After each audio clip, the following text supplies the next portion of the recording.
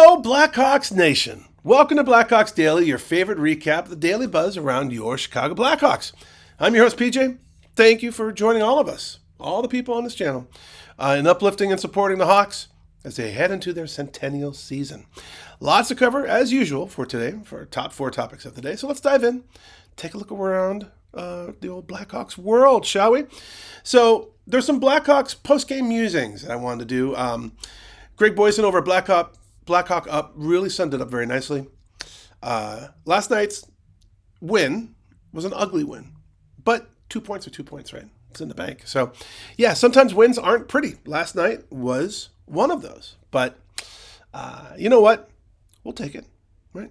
We'll take the fences. We'll take the scrappy goals. We'll take the tight D, whatever it takes, because 2 points are 2 points. And in that sense, Chicago got exactly what they needed. They got their first win of the 25-26 season and made it count. So we exhibited a lot of winning habits over just flash, right? So Coach Blashill preaches winning habits, the little plays, the details, the not always, so much the splashy goals kind of stuff, right? It's all about trusting the process and just working. So last night didn't look smooth, but the Hawks did enough for the win. And that's something to build on. Ilya Mikheyev scored twice, once in the second period to break things open, and again, empty net to seal it. Andrei Burakovsky grabbed the game winner on third period power play. Wonderful, right? Blashill summed it up. He said, quote, "We've been in this situation 4 times now where they're 1-goal games late, and that's a good thing, but you have to find ways to win. You can't just be close. You have to keep finding ways to win, which we did tonight," end quote. And he also noted that the Hawks didn't create a ton of high danger, but we did limit their chances, which is really important as well, right? And that's a recipe for hanging in games in this tough NHL. Jason Dickinson brought some balance. He's back, which was great. He had missed Saturday's home opener with an upper body injury, but he returned. He looked really sharp. Blashill has long said that his team has been guilty of unforced errors early on, which we have been. Having Dickinson back should help stabilize things.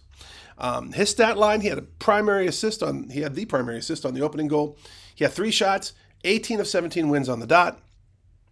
But it's more than that, right? The third line, which is supposed to be a shutdown line, they were the best offensive trio that night. At 5-on-5, that line logged a dominant shots attempts ratio of 13-5, shot on goal of 8-1. They created 6 of the 7 high danger chances for the Hawks while only giving up 1, which is very key. And as the cliche goes, sometimes your best defense is a good offense. And Dickinson said it himself very plainly. We still make mistakes out of habits. We try to clean those areas up, and then we'll feel a lot better about those results, which obviously is very, very true. Kaiser, let's talk about Kaiser a little bit. Stat sheets painted kind of a rough picture. When he was on the ice 5-on-5, the Mammoth had 19 shots attempts to Chicago's 7. Not pretty. Very ugly on paper. But he also brings another level to the game, right? Kaiser made plays that you normally don't see on the stat sheet. He's breaking up passes. He's recovering back when he's beaten wide. He's being physical in board battles. He's reading seams, disrupting plays before they become dangerous. You know who used to do that a lot? Duncan Keith. That's what I remember from him. One standout, Kyler Yamamoto got him wide. Kaiser circled back, knocked away a prime scoring chance with a stick. That's habits at work. That's winning habits, and Blashill loves that stuff. Also noteworthy, Kaiser led all Blackhawks defensemen in ice time with 21:49. That's a lot of trust on a young guy, right? And he's showing up. Other people who showed up, Artem Levshinov. So I was a little bit rough on him on the first 3 games because he really looked, when he was on the ice, he just didn't look like he had as much focus. But he was back in the lineup after sitting as a healthy scratch. Sometimes you need that to wake up. That allowed him to be used in better matchups and moments. On Mikheyev's first goal, Levshinov absorbed a hit and bought Mikheyev time and space on that play, which was key, just absolutely key. The top 2 lines, Bedard and Nazar's units, were quiet. Bedard and Nazar combined for just 1 shot attempt. You're not gonna be called an elite scorer if you guys combined only shoot once. The Mammoth really locked them down, though. They did a good job at that. And the load to carry the team fell to others. But even Bedard chipped in. He broke up a scoring chance, was active on forecheck and backcheck, and more importantly, he went 5 for 6 on faceoffs. Awesome, right? All that offseason work coming up and proving that it's been good for him. Nick Foligno, not the flashiest player, not trying to be a highlight machine, but he made the right play. That backhand pass to set up Burakovsky's goal, that's veteran IQ, ice smarts, and those things matter in close games. So here's what we should take from the game. This group is still figuring it out. The offense might not be flowing yet. The top lines got stifled. But you know what? They showed toughness. They've been doing that all year. So one thing about Blashill's teams, they're in it, right? They don't just give up. They're tough. I love that. They got great resilience. They found a way to win in an ugly game. And to be honest, this is when you need to find wins, right? When it's an ugly game, if you're able to pull out the win, I think that shows more than if it's just a beautiful, overpowering game. They also leaned on detailed players. Dickinson fighting back. Kaiser doing the little things. Foligno making veteran plays to push them over the hump. If Chicago could start stringing together games like this, where they don't blow the doors off, but they do the right things consistently, we're going to eke out some wins. And that's how you get consistency when your youth is growing and your identity is still forming. So let's celebrate this one. Let's enjoy it. But also, obviously, can't get too comfortable. I mean, we're 1 our record's not great, right? So the real work is ahead. We're 1-2-1. The real work is ahead. But for tonight, or for last night, we'll take it. Right? It's a win worth taking. So some good stuff there. All right, moving on from there, let's talk about some milestones and momentum, right? So last night was bigger than just a 3-1 win over Utah. Basically, it was milestone city, right? It was grit. It was the moment Jeff Blashill's long-awaited first win in Chicago finally arriving. So let's break it down. The players, the coach, the meaning, all of it. So we had some milestones on the ice. Andrei Burakovsky, his 700th NHL game. And he got a game-winning goal on that, right? So it's a big one. 700 NHL games, and he delivered in style. On the Blackhawks' second power play of the night, Nick Foligno, Colton Dach, worked a board play that left Burakovsky all alone in front. He buried it, turned out to be the game winner. And it's fitting, right? A veteran presence, a guy who's done it in Washington and Colorado and Seattle and now making his mark here. He's already seeming to be fitting in really, really well. He's already got 2 goals and 3 points in 4 games. And now that 700th game gets added to his resume. He's buying credibility with hard work, not just name recognition, right? Another person who hit a milestone, Spencer Knight, his 50th NHL win. I didn't think of that one, right? It's not just our team's first win, it's his 50th NHL win. A milestone that speaks to consistency, resilience, and poise under pressure. He faced 23 shots and stonewalled 22 of them. He was steady when the game tightened up. Knight was humble, deflecting praise to the team, but he's that kind of guy. And he's also the kind of guy like that you want in net. He's steady, reliable, not looking for the spotlight, but showing up when it matters. And then, of course, the biggest milestone that we all know about, Blashill's first win. It's a Wade moment. This win meant something deeper for Blashill, for the team, and for the process. After 3 straight close losses, games decided late, he finally got one that matters. The AP reported, quote, "It was really disappointing over the first 3 games. We had moments of good hockey, put ourselves in a position to win, and didn't. So to get a win is nice. For me," this is Blashill talking personally, "it's a good feeling. You want to get that first one out of the way, and hopefully there'll be many more to come," end quote. And there will be many more to come for sure. Blashill's not one for flash. He's about the details. He's about building habits. And that came through last night. He spoke afterward about teams needing to find ways to win, not just to stay close. Blashill's message is clear. This is great, but we still have to keep growing. And Burakovsky also echoed that sentiment. He said, quote, "I think today, even though we maybe didn't have so much puck the whole time, I think our details on the defensive side were really good. That's something we've been working on," end quote. In the locker room, the respect is there. Dickinson called him steady. Foligno praised the direction. And this is the kind of foundation that you want. A coach that doesn't make it all about him, but about building something real and the team buying into it. That is something that's so key as well. We see that in other teams, in other sports.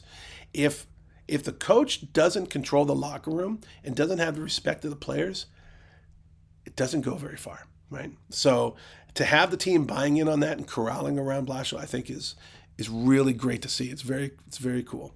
So what does all this mean? It means that we got leadership living in real time. Burakovsky's milestone shows that veterans can still drive results. We got a great goalie foundation. Knight's 50th gives confidence in the crease. And the coach's culture shift, finally.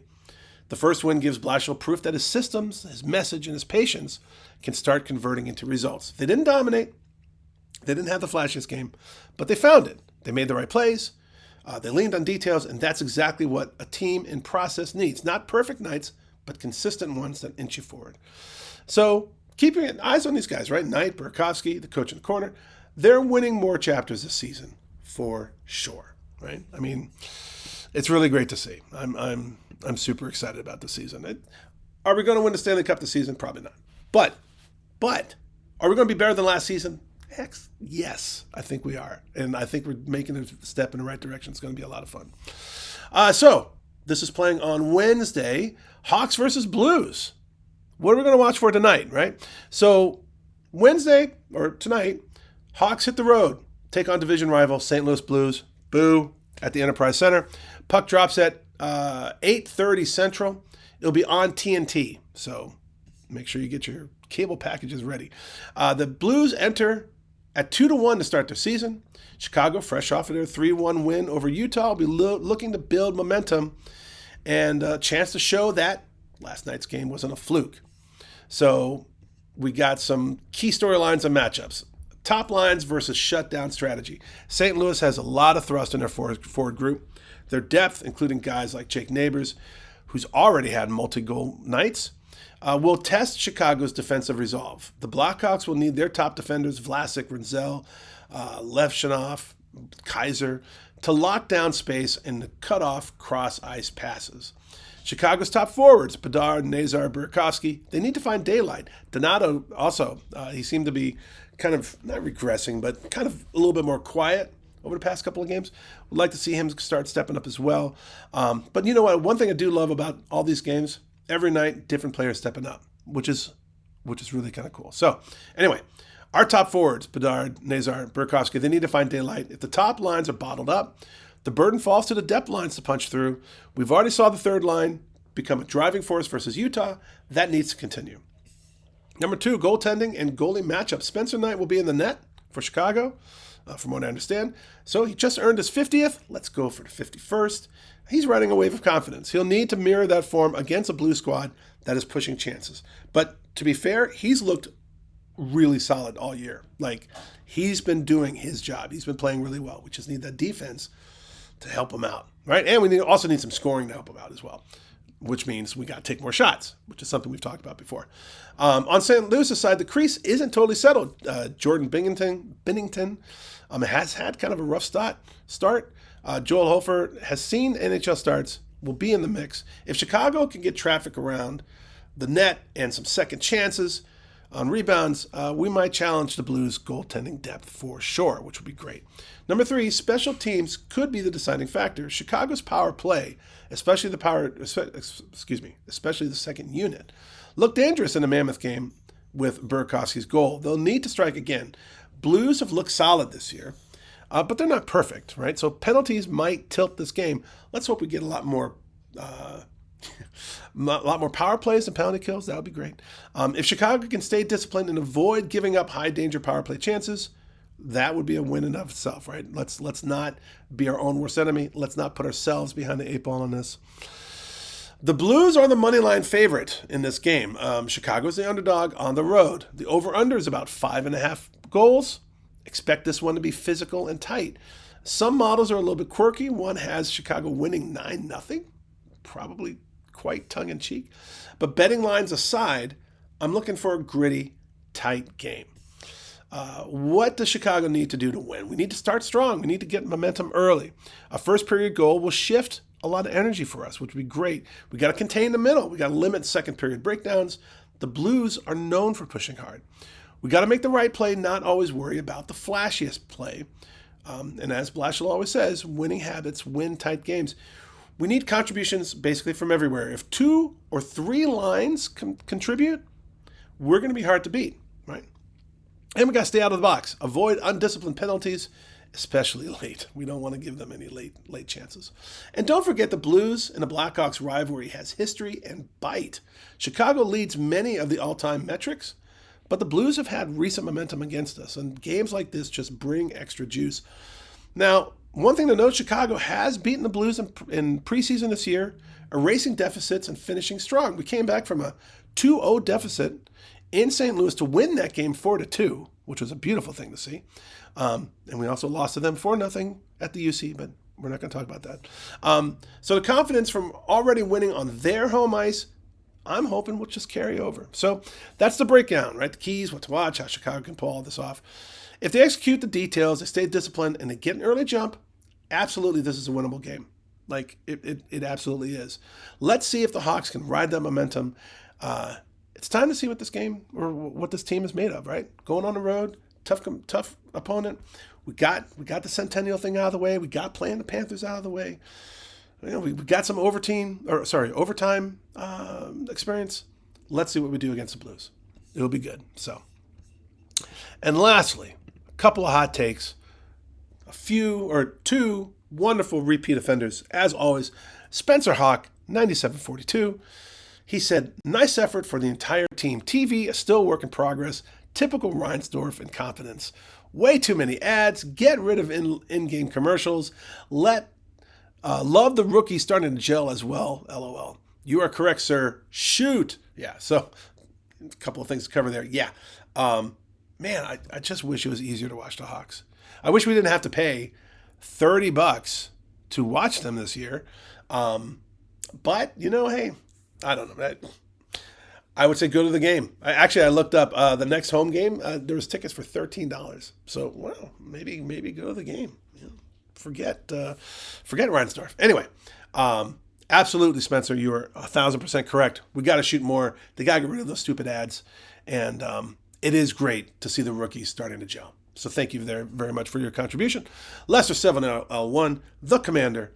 He says, hey, PJ, the Blackhawks centennial year. Yeah, former Blackhawk captain, serious. Go Johnny Go. He's talking about our little talk about Taves yesterday and how he got his first point back, which is amazing. He said, would love to see a 60-minute strong effort from the team. Better power play, more great shots on goal. Have a great day and hope you feel better. Your dear wife, Lady PJ, which is my wife, Kara, has a very cool website. Let's Go Blackhawks. Yes, that's true. It is October. It is Breast Cancer Awareness Month. Lester's talking about how my wife is an author and wrote a book about breast cancer. So if you know anyone who is going through that absolute tragedy, this is a great gift for them. And her website is Kara, C-A-R-A, theauthor.com. And she's a 2-time USA Today bestseller, so she's a rock star in this house, but she's written 40 books. Go check out the website, karatheauthor.com. But check out her book. There's no good book for this, but I wrote one anyway. It's all about her battle with breast cancer. And it's really notable, especially this month. So thank you for your support there, sir, Mr. Lester. Thank you for your support, everyone. In spreading the news about making sure everyone gets their mammograms, right? We want all the women in our lives to remain healthy and live a long time with us. So there you go. So that's a wrap for today, Blackhawks Nation. If you're new here, please remember to like and subscribe. If you are subscribed, thank you. Thank you. Thank you so much for your support. Also for sharing about the channel. For all my repeat offenders in the comment section, please keep them coming. Love building this community with you guys. Plus, you guys just are amazing. Thank you for checking out the Blackhawks Daily Download. Every weekday as we celebrate this original 6 team, the best team in hockey, with the best fans in all of sports, in the best city in the whole freaking world. So I really appreciate it. I'm PJ. I'll see you next time on the Blackhawks Daily.